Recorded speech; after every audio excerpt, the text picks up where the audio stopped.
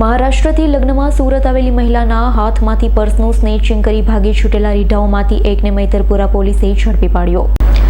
સુરતની Maidarpura police મથકનો staff પેટ્રોલિંગમાં હતો ત્યારે એવી બાતમી મળી હતી કે મૈદરપુરા પોલીસ મથકની હદમાં રેલવે સ્ટેશન પાસે મહારાષ્ટ્રથી લગ્ન પ્રસંગે સુરત આવેલા પરિવારની એક મહિલાના હાથમાંથી પર્સની સ્નેચિંગ થઈ હતી। જે પર્સ સ્નેચિંગ કરનાર રીઢાઓમાંથી એક રીઢો ડિંડોલી ભેસ્તાન આવાસ ખાતે રહેતો અનીશ ઉર્ફે મન્નુ લંગડા યુનુસ બેગ મિર્ઝા છે। જે માહિતીના આધારે મૈદરપુરા પોલીસે રીઢા ચોર એવા અનીશ ઉર્ફે મન્નુ લંગડા યુનુસ બેગ મિર્ઝાને ઝડપી પાડ્યો।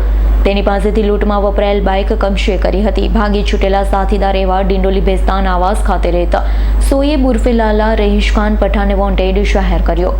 તારીખ 19મી નવેમ્બર 2024ના રોજ મૈદરપુરા પોલીસ સ્ટેશનમાં એક લૂંટ સ્નેચિંગનો ગુનો દાખલ થયેલો હતો। ગુનાની વિગત એવી છે કે એક કપલ રાત્રે બોમ્બેથી સુરત આવેલા હતા અને રેલવે સ્ટેશનથી ઉતર્યા બાદ પોતાના ઘરે જતા હતા। એ દરમિયાન કબીર રેસ્ટોરન્ટ ક્રોસ કરતા હતા। એ વખતે બાઇક ઉપર બે માણસ આવી અને બેનના હાથમાંથી પર્સ ખેંચીને ભાગી ગયેલા, જેની અંદર સોનાના ઘરેણાં અને અમુક રોકડા રૂપિયા એમ કુલ 3,68,000નો ગુનો દાખલ તાત્કાલિક કરેલો હતો। આ ગુનાની તપાસ અમારા મૈદરપુરા પોલીસ ઇન્સ્પેક્ટર ઉર્મિલા જોશી, જે મહિલા પોલીસ ઇન્સ્પેક્ટર છે, અને ડિસ્ટાફ સબ ઇન્સ્પેક્ટર છે અલ્પા વણઝારા, બંને તાત્કાલિક ગુનાની ગંભીરતા જોઈ અલગ અલગ ટીમો કામે લગાડી અને ટેકનિકલ સર્વેલન્સ અને હ્યુમન સર્વેલન્સનો ઉપયોગ કરી અને ગણતરીના કલાકોમાં આરોપી અનીશ યુનુસ બેગ એને ભેસ્તાન આવાસનો રહેવાસી છે એને પકડી પાડેલ છે અને તેની પાસેથી ગુનાના કામે વપરાયેલ બાઇકને કબજે કરેલી છે।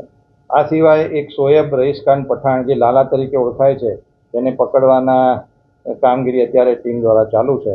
આમ બંને મહિલા અધિકારીઓ દ્વારા ખૂબ જ સુંદર કામગીરી કરી અને ગણતરીના કલાકોની અંદર જ જે આ સ્નેચિંગનો ગુનો છે એ બંને ડિટેક્ટ કરેલો છે અને જે સોએબ રહીશખાન પઠાણ છે એને પકડવા માટે ચક્રો ગતિમાન કરેલા છે।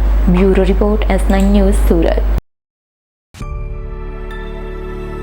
અમારી તમામ માહિતીથી અપડેટ રહેવા માટે જોડાયેલા રહો S9 ન્યૂઝ સાથે।